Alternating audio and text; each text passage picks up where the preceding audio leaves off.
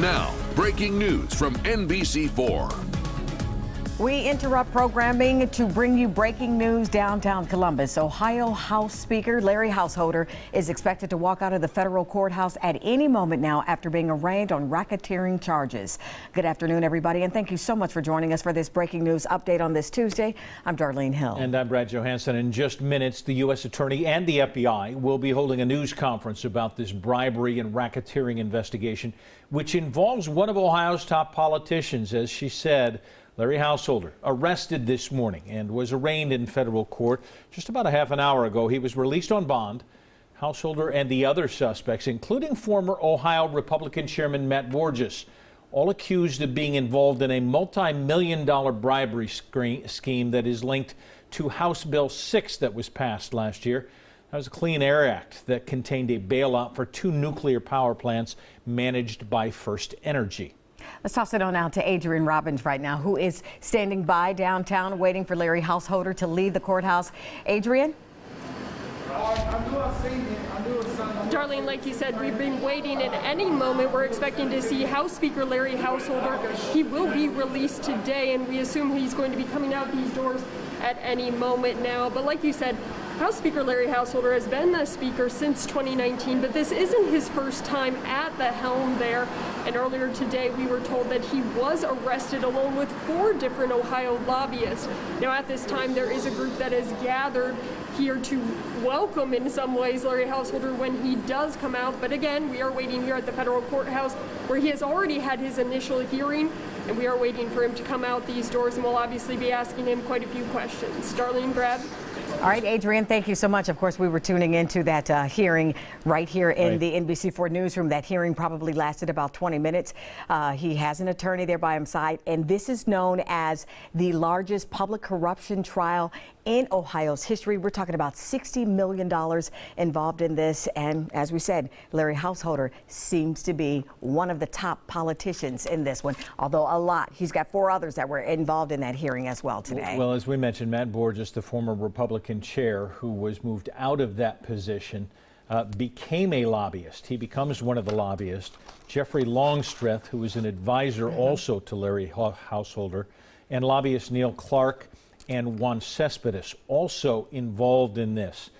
Colleen Marshall continues to follow this, and with her contacts and sources has continued to tell us that the belief, at least within the realm of this understanding of the investigation, is that this may just be the beginning of what the FBI is going tip of the iceberg. It could be very widespread. Apparently, at the same time, while these defendants, co-defendants, or the criminals listed in this this legal paperwork today, while they were inside the courthouse, federal courthouse, for their hearing, other warrants were being served. So we don't know. I mean, we're talking about 5 today, right now, but there could be many, many more involved in this. Our understanding early this morning was at the Perry County farm that there were FBI agents out there at Larry Householder's property, and that they were after very specific things, that this may have been an investigation that has been ongoing for quite some time. As we talked about, racketeering and conspiracy, a $60 million case is what they're dealing with. But this was a bailout that may have been more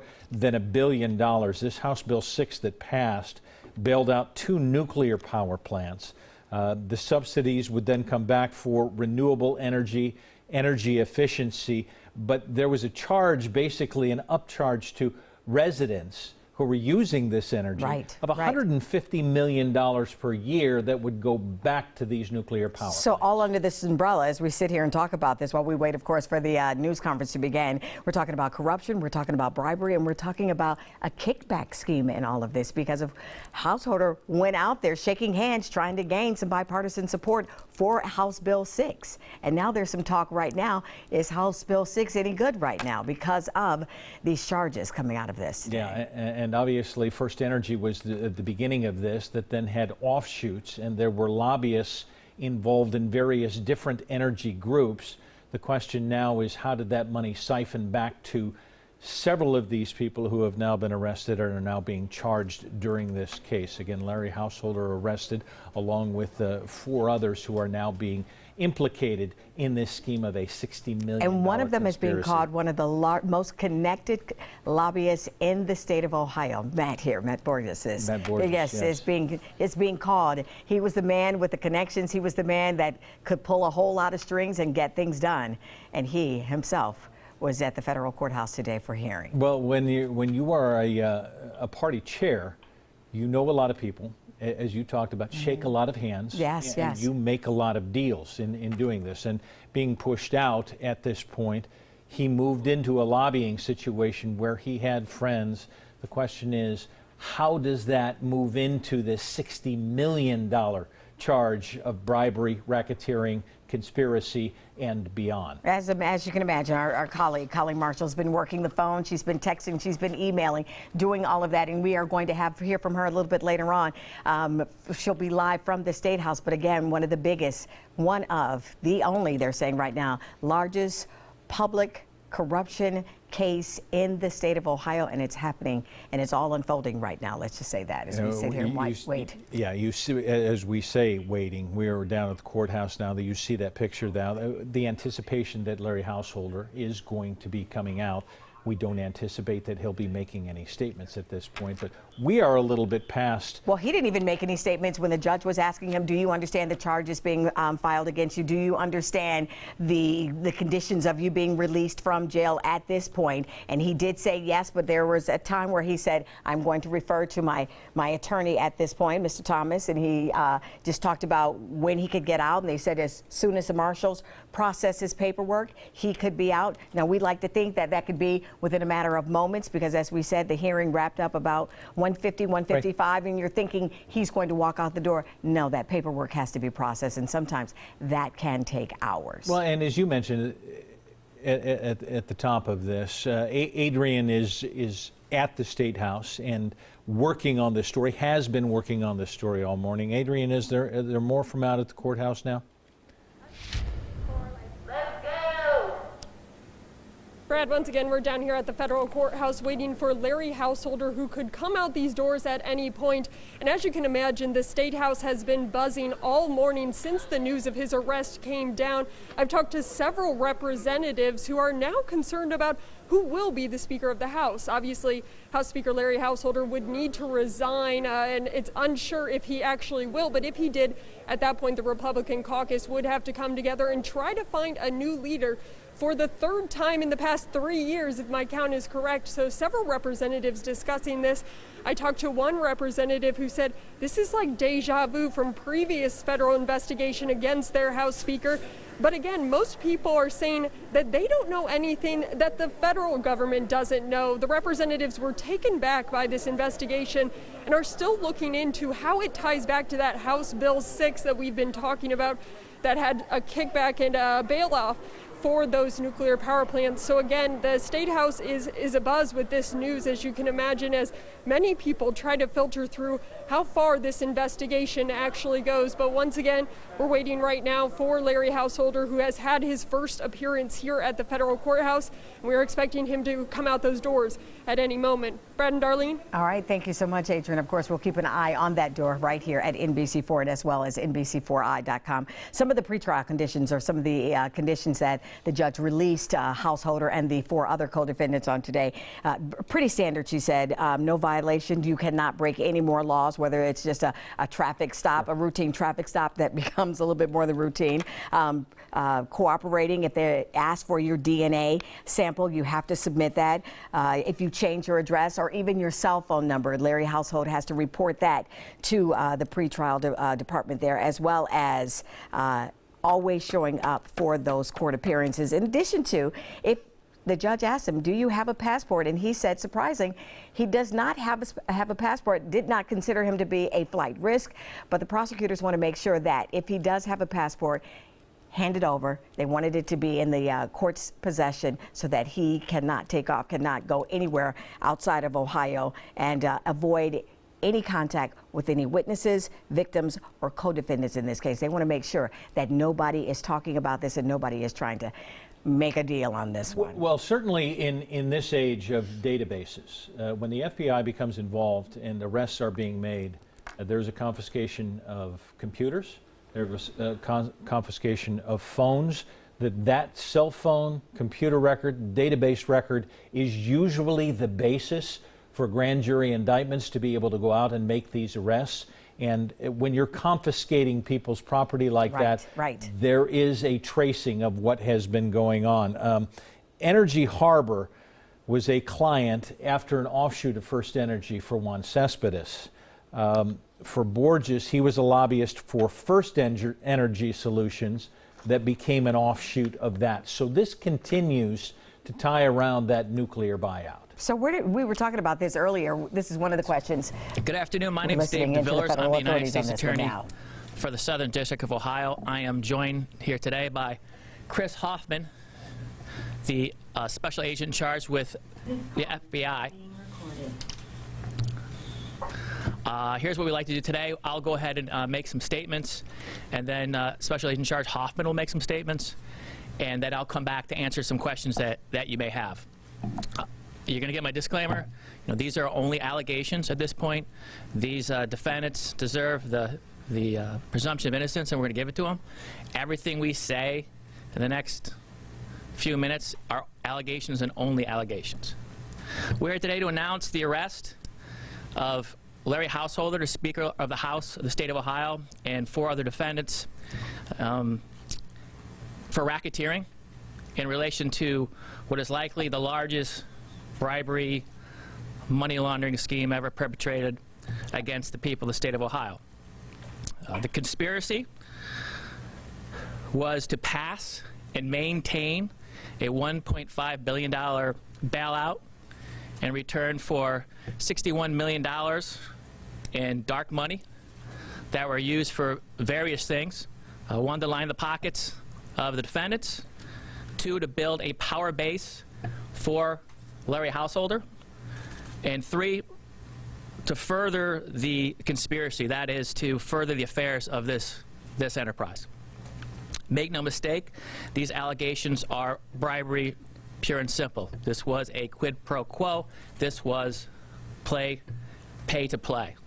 And I use the term pay to play because that's the term that they've used as alleged in the affidavit. Company A. We have a very, very, very rough diagram of what we're talking about here today. The real diagram would take up probably most of this wall. Right? Company A is provided the $60 million in return for the $1.5 billion bailout. Everyone in this room knows who Company A is. I will be not mentioning the name of Company A because of our regulations and rules. They have not, and no one from that company has as of yet been charged. So I will be referring to this as Company A. It was vital to the success of this enterprise, this conspiracy, that no one knew that Company A's $61 million would be used to do everything to further the affairs of the enterprise. That was the key to the enterprise, the success of the enterprise. In order to do that, the conspiracy had to create Generation Now. Generation Now is also charged as an entity to the indictment. Generation Now is what we call a 501c4, all right? And a 501c4 does not have to disclose the donors to this entity, this enterprise. Unlike a PAC or a super PAC that always has to disclose the source of their donations to the FEC, the Federal Elections Commission. 501c4s are not regulated by the Federal Election Commission, but by the IRS. And it is very difficult for any civilian to get anything from the IRS outside their own taxes, and in fact, often us as well. But in any event, they do not have to commit to announce and disclose their donors. That's the key. Now, a 501c4 is actually operated exclusively to promote social welfare. It's a social welfare entity. That's what it's supposed to be used for. And it's more defined on what it's not supposed to be used for.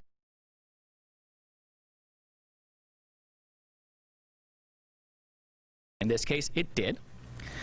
Political activity cannot be its primary activity. In this case, it was. And it cannot intervene politically in a political campaign on behalf or against any candidate.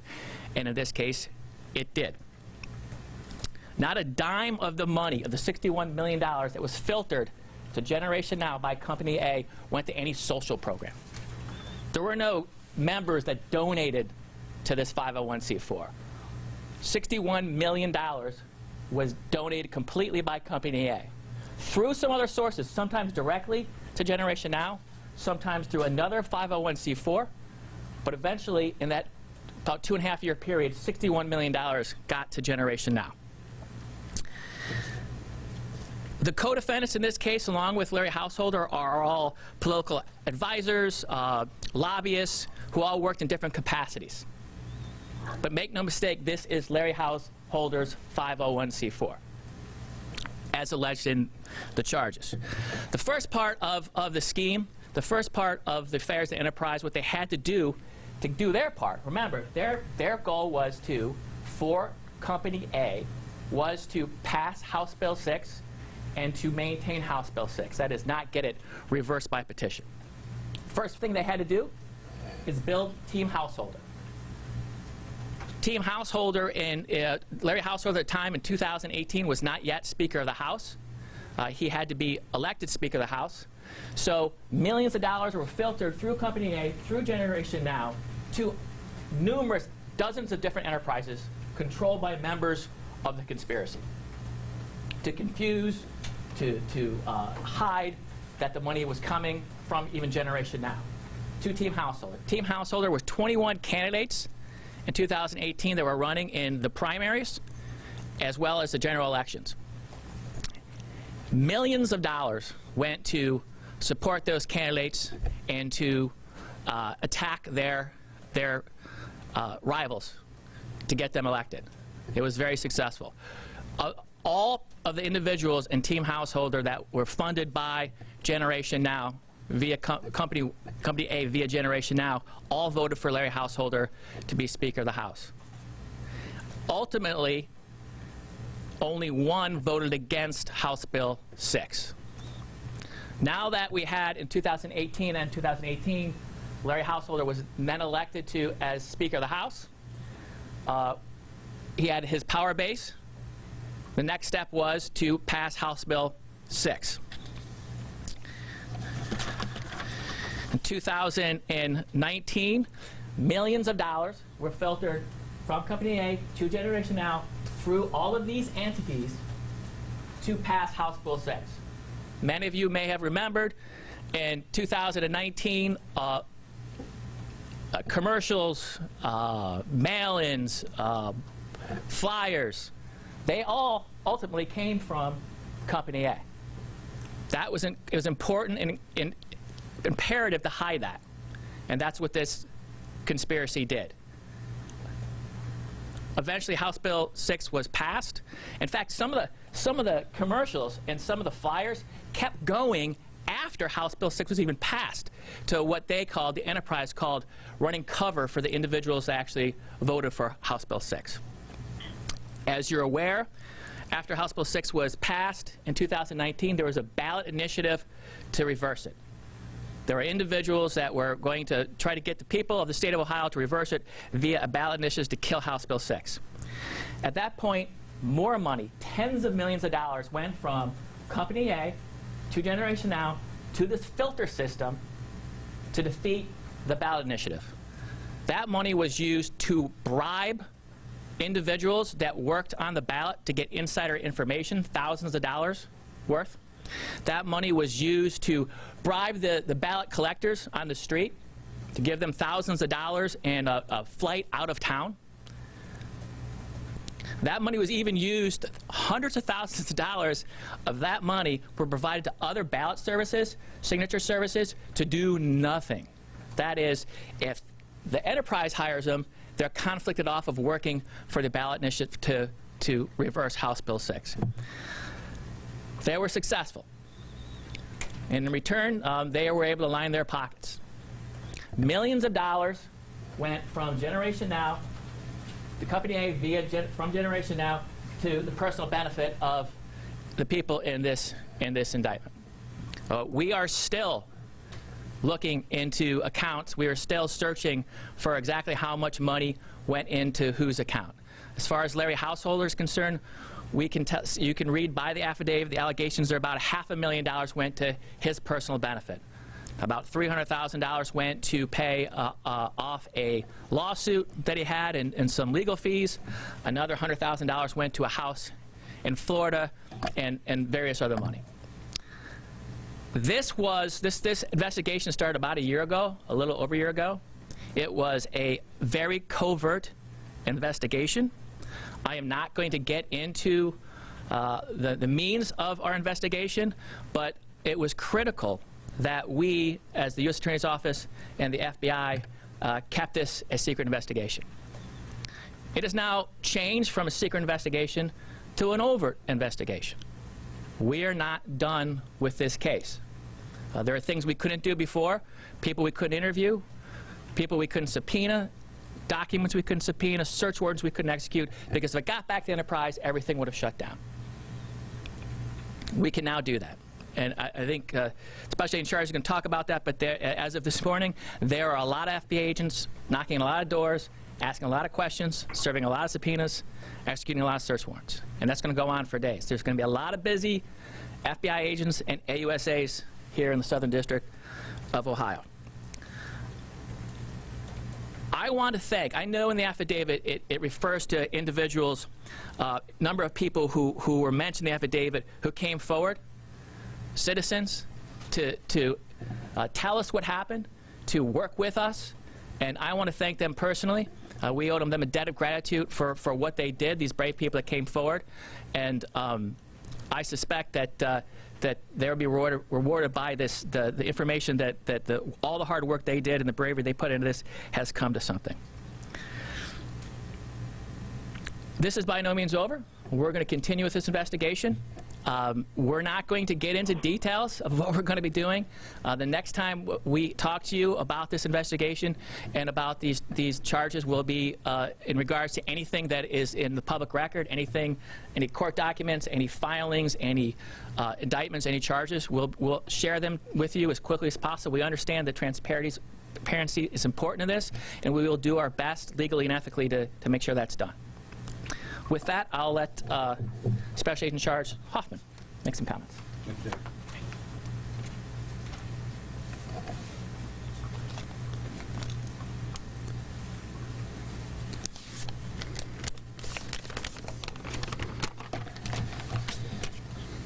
Thank you, Mr. DeVillers. Good afternoon. I'm Chris Hoffman. I'm the Special Agent in charge of the Cincinnati Field Office. We cover southern and central Ohio, including the Columbus Resident Agency, which is right down the street here.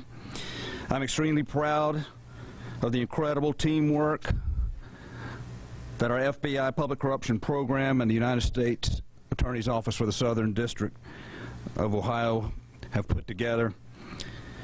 I've told David a number of times, whether we're investigating gangs, child sex trafficking, Chinese spies, or public corrupt officials, we make a formidable team when we're teamed up together. I'm extremely proud of the work we've accomplished thus far. The FBI's Public Corruption Program focuses on investigating violations of federal law by all public officials at all levels. Public corruption is actually the top criminal priority for the FBI. We're definitely engaged in combating street gangs and Mexican drug cartels, child sex traffickers, corporate fraud, healthcare fraud. But our number one priority in the FBI is public corruption. That's because public corruption erodes public confidence and undermines the strength of our great democracy. Rooting out public corruption is extremely difficult, but is a mission for which the FBI is uniquely suited and postured, trained and equipped. We have the experience and skills to conduct long-term complex investigations. We use sophisticated tools and techniques that aren't available to some of our state and local partners. We lead undercover operations when necessary. Today's announcement comes with a warning. From City Council to the State House, all forms of public corruption are unacceptable. When it's alleged to reach as high as it has here in the state of Ohio, we expect our citizens here to be appalled and to be shocked. They deserve better. The federal complaint charging those arrested today details a shameful betrayal of the public trust. And United States Attorney DeVillers did a great job recapping that for you, and the charging document is full of incredible detail for y'all to digest. But not only is it a shameful betrayal, but it certainly details, the charging document does, a sophisticated criminal conspiracy to enact legislation on behalf of Corporation A, to corruptly defeat a potential ballot initiative that could have gone in front of the Ohio taxpayers, and to illegally divert money for their own use, to line their own pockets. So almost $61 million funneled to this criminal enterprise from Company A and its affiliates to aid these efforts. And I think it's an incredible feat. This is the first time racketeering charge has been used on a public official in the Southern District of Ohio. RICO charges are reserved for the most egregious conduct. You've probably heard about it in a lot of mob cases. But this case is certainly justified for RICO. Our state deserves to have an honest system of government that isn't hijacked by greed or corruption.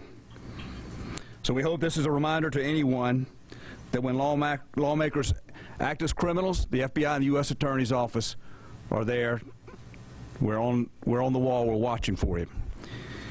If you have information about this public corruption investigation, we want you to have the courage that Mr. DeVillers mentioned for some of the people that he thanked earlier to team with us. Help us fight public corruption. If you have information about this case or any public corruption at any level, we want to hear from you. We want to team up with the citizens of Ohio to fight public corruption. I have a tip line that I would like to say for you guys, and I want everybody to call in with their tips, and it's 614-849-1777, 614-849-1777. That's our tip line for public corruption. We're looking forward to hearing from the citizens of Ohio.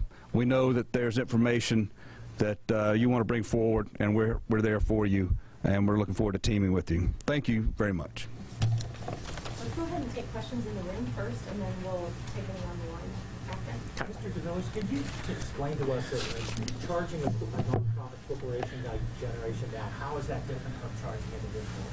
What happens? That's really not. I mean, the only difference is the Generation Now can't go to prison, but it can pay fines, it can pay restitution, it can be shut down, it can be forfeited. So that's the same rules of evidence, the same burden of proof and elements of offense take place as if it's an individual. Sure. How much investigation focuses on First Energy? Do we anticipate that any First Energy officials are going to be charged in this? As I said before, individuals that work for Company A and the Company A in and of itself, we're going to continue to investigate this, and we're going to investigate it wherever it leads, whoever it is, and whoever they work for. Excuse me, those on the line, can you please mute yourselves again? We've got someone coming through. Thank you.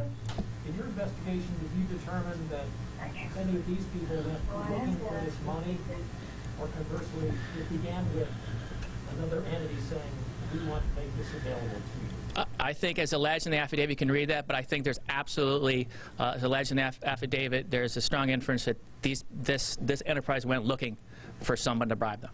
You've talked about 20 different lawmakers who were part of Team Householder, most of who voted, all but one voted for this bill. Are they being considered for any charges or investigation? What's the status there? So the investigation is continuing. I've briefed recently Ron O'Brien, the Franklin County prosecutor, as well as Attorney General David Yost, as well as Justin Herbin, my counterpart in the Northern District.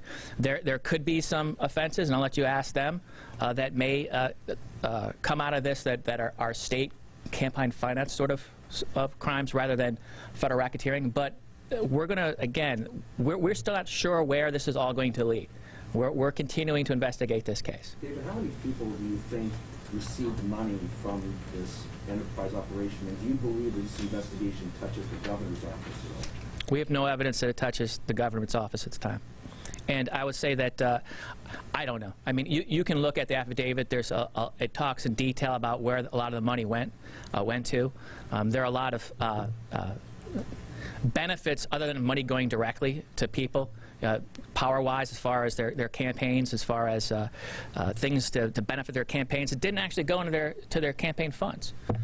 As much like a PAC or super PAC does, but this is not a PAC or super PAC. This was created completely and utterly to hide where their donor came from and was.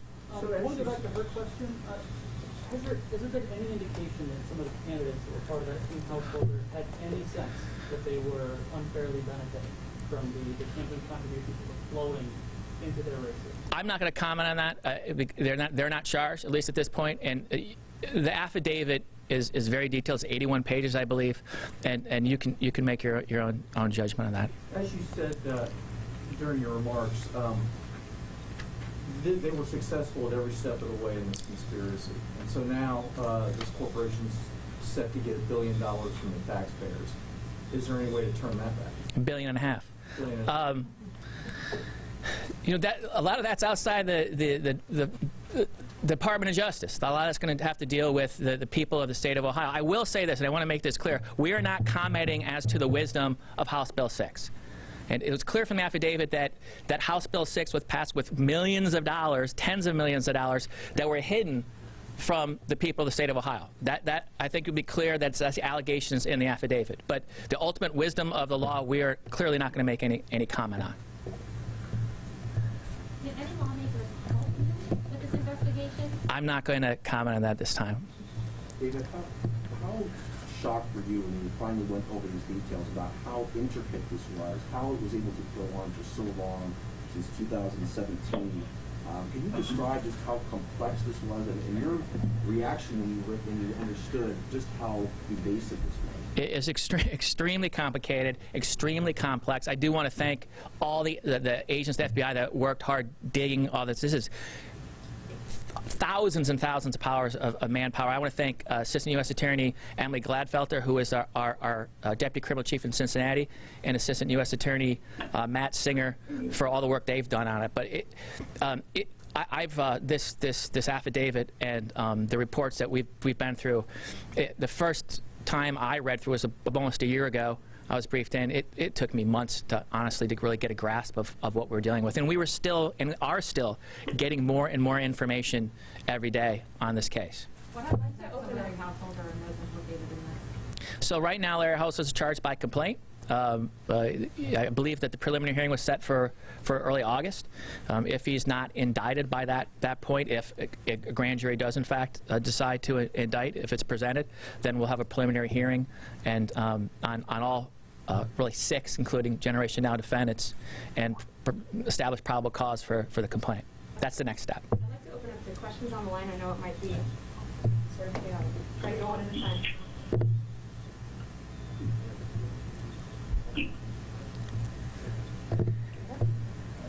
All right, back to the room. Okay.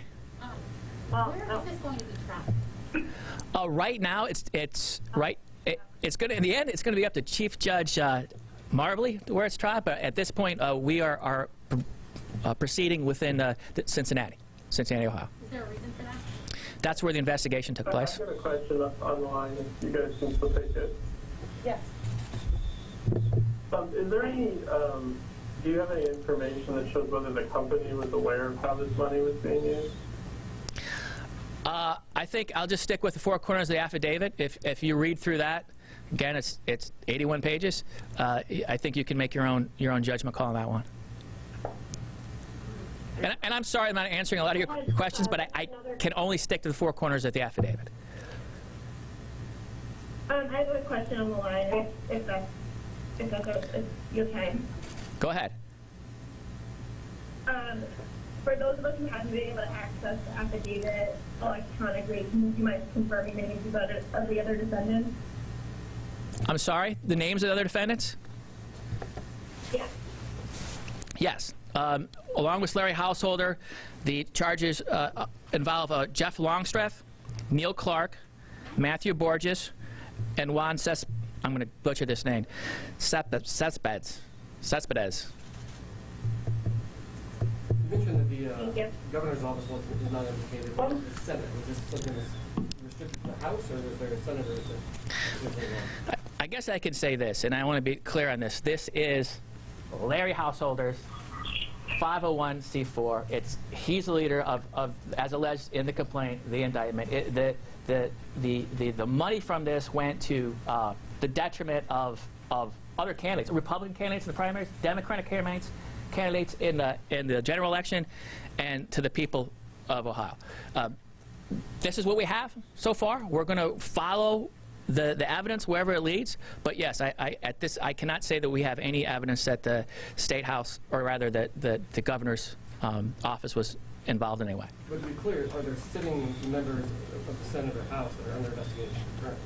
I'm not going to say who is under investigation. So are there lawmakers? I'm not going to say that either. So Yeah. it says it's politically motivated. What we know to say. If who's politically motivated? If Larry Householder, decide to say this is politically motivated, will you have anything to say? Well, it's not. I'm a Trump appointee, one, and these are a bunch of Republicans. But it's not, and it won't, and never be. We are going to follow this and have followed this. I don't care what party they're in. I don't care who they work for. And this is what this office does. David, in some respects, it almost felt like we could see a little of this playing out in real time, especially when we got to that street level stuff and collecting the signatures. I guess when you think back on preventing something like this, do you have any thoughts on what needs to change in terms of the laws that might make this less possible? I absolutely do, and I can't tell you that. I can't comment on that's political. I'm Hatch Act guy, which means I can't talk about political activity at all. It's against the law. I think that any time that you can have transparency in law and in campaign finance, it's good for everybody. I know you said the investigation is continuing, but do you have any idea how many people total were involved in this? How many people knew what was going on? Are we talking about people in the dozens, less than 10? I think you can. I'm going to stick to the four corners of the affidavit. You can read through the affidavit and make a decision on that. But certainly, the affidavit talks about other individuals, whether their involvement was criminal, whether it was just an innocent person, or whether it was something in between. I'll let you pass the judgment for now. We're going to investigate and see if, in fact, who they are, what their involvement was, and that is going on. I can't stress enough how busy this office is going to be, and the FBI is going to be, and are right now trying to figure all that out. Right, this is I know there's you don't bring a case. I know you don't bring a case unless you're confident that it's a strong case. But I mean, is there any way to look at this as any kind of gray area, or somebody didn't know the rules, or is it as naked as greed as it appears? So, funny things about our ethical rules: prosecutors cannot comment on the strength of the evidence until before a trial, and so I'm stuck with those rules of ethics. They're right rules, but I won't comment as to the strength of the case. But is there any way to look at the laws they broke and say, oh, maybe they didn't know and they screwed up? You asked me to comment on the strength of the case in a different way. Yeah. Let's take this question in the corner, and then we'll go back on the line. I haven't had time to read through all 80 pages yet, but in the press release, it says money was coming in from March 2017 to March 2020. Can you comment on why or how that stopped? No, I could comment on how it went through how it did within the time period of the affidavit, because that's in the four corners of the affidavit. But it went through, there are many millions of dollars, hundreds of thousands of dollars that went at different time periods. The initial for Team Householder was the initial money going through, and it gets into detail on that, a few $1 million. And then it got more when the House Bill 6 was needed to be passed. We're talking about almost 10 or more $1 million going through. And then it really got heavy when they needed to as alleged in the complaint, to kill the petition drive that would circumvent House Bill 6. Let's take a few more questions on the line, and then we'll be done. Hi. Yeah, I just had a question on the lawmakers you're looking at. Are they all within the House Republican caucus, did you say, or are they in both chambers and both parties? So I'm not saying who we're looking at or describing them, other than the fact that we are continuing to investigate the case, and we'll take it to whatever party it leads to, whoever's involved. We're not concerned about what party they are in, or what, if they're in the Senate or the House, anywhere. We're going to just go forward. So did the FBI know about any wrongdoing that this was? Were those directed at both? Were those efforts directed at both parties in both chambers? The efforts. Well, you can read through the affidavit and make a decision on that. But a lot of the bill was really the effort was to deal with the people of the state of Ohio. I mean, it was the vast majority of money of the $61 million went to ads and advertisements and flyers.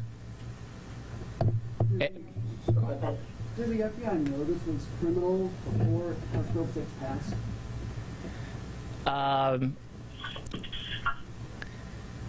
We knew it was criminal by the time we had probable cause to do the arrest. What you have to understand is the vast majority of this is document-based.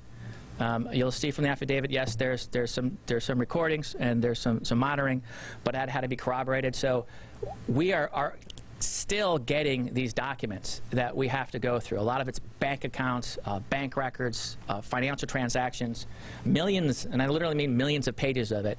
So it even when we get something, it takes us a while to be able to kind of go through that and really know what's in it. So that's what took so long. I think you're wondering if we could have prevented House Bill 6 from being passed if we had brought this forward sooner. We brought it as soon as we brought it forward as soon as we could make a charge. Okay, did you have audio or video recordings of Householder accepting bribes? I think that if you look at the affidavit, you'll see the big picture of that, of exactly what he knew and exactly whose 501c4 that was, and as alleged in the affidavit. It is alleged in the affidavit that this is Larry Householder's 501c4 that the $61 million went through for his benefit financially, to get power, to get this House bill passed for Company A. So he's directing all the money, you're saying. He's telling where the money goes. As alleged in the affidavit, absolutely. We're going to take two more questions. I had one back here and one here. David, you talked about this operation being sort of unprecedented in scale. Can you give your personal reaction to its past scope? You know what makes me angry is we have limited resources. We have in Franklin County and all of Southern District, Ohio, we have just massive overdose epidemic where we've got people dying of fentanyl, people stacking up like cordwood at our coroner's office. We've got a violent crime rate skyrocketing. We've got 2 Franklin County Sheriff's deputies shot this morning in Columbus. We got cases with real victims. And we have to take our resources away from those real victim cases and investigate and prosecute some politicians who just won't do their damn job. That's what makes me angry. And I understand, and we both were just talking about this, everything begins and ends with rule of law. And if we have legislatures or leaders passing laws that they themselves are corrupt, then those laws are themselves corrupt. So I'm not sure I answered your question. I will say, to give you an idea of the scale, I mean, the long-term investigation piece I think speaks for itself, but this is the first Speaker of the House to be arrested in 10 years on a state Speaker of the House on an FBI investigation, 10 years. And so they're rare, and this is certainly egregious, as evidenced by the RICO complaint. Could this scheme have occurred if Generation Now had been required by law to disclose its donation? I don't see how it possibly could have. But again, you can read the affidavit and make your own judgment on that. So I'm trying to speed read here, but could you maybe address some of the practices or tactics that Householder used to get this vote across? Again, the vast majority of money went to advertisings, pressure put on other speakers, House members to vote certain ways, to get himself empowered to be Speaker before he could do any of this stuff. So that's the means of how they went about doing it. Also to completely attack opponents of individuals they thought were going to help them, to attack these petition campaigns that were trying to fight against House Bill 6, and to hire private investigators to put surveillance on the people writing them, to bribe individuals within those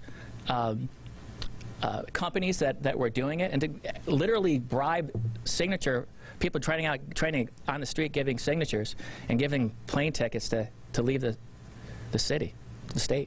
Isn't that what 501c4s do, though? They attack ads, and that's the thing. It's normal for 501c4s. It's normal for a PAC and a super PAC, exactly. The 501c4 is supposed to be for social programs. David, have you requested that Larry Householder turn in his passport and go to leave the state? Has he been talked about that?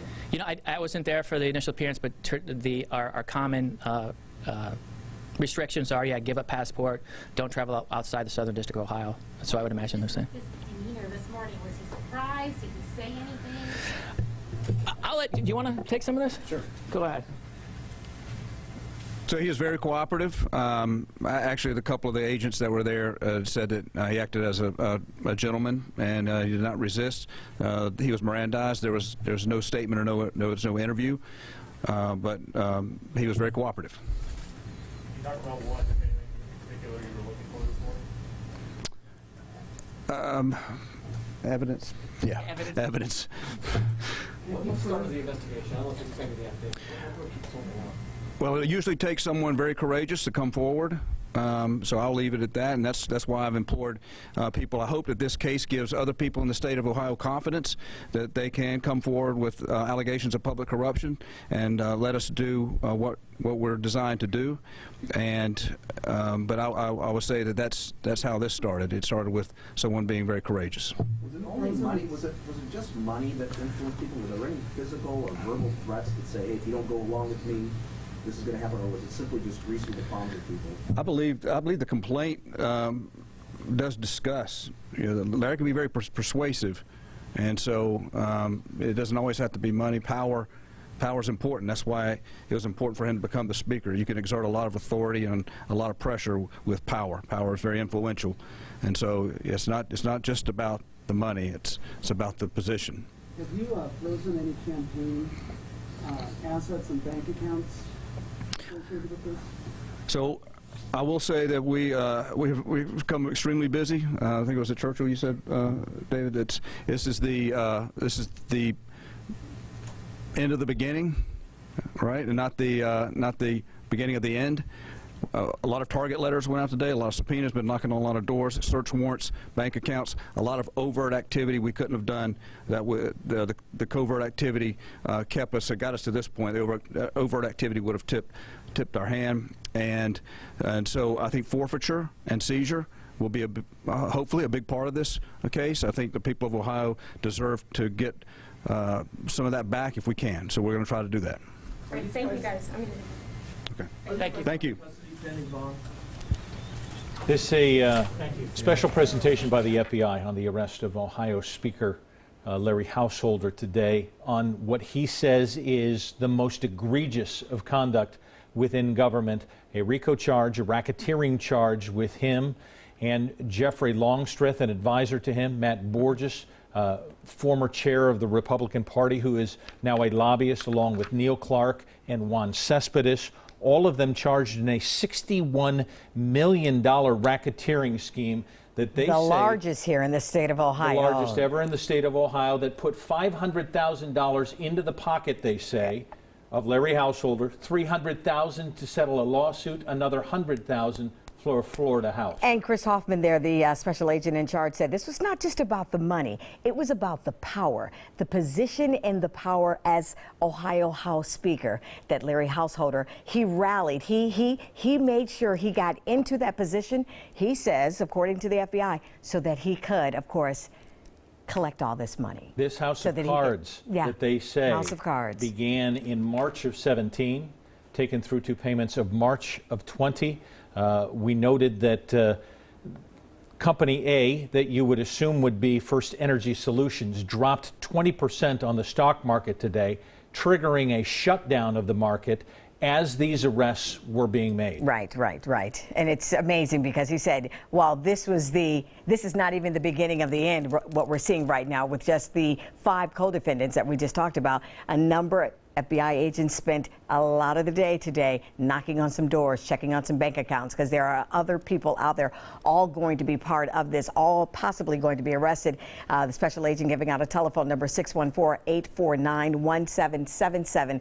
That's their public corruption tip line. He says what angers him the most is that we have overdoses out there. We have a crime problem. We have 2 deputies that were shot today. And now we have politicians that, forgive me, can't do their damn job. Because the politicians aren't. That makes me angry. Because the politicians aren't. Of course, we're going to continue to unpack all of this information for you. We've got team coverage. You can count on that here at NBC4. First at 4. Be sure to tune in for now. Darlene Hill, Brad Johansson. We're going to send it back to regular programming. We'll see you at 4.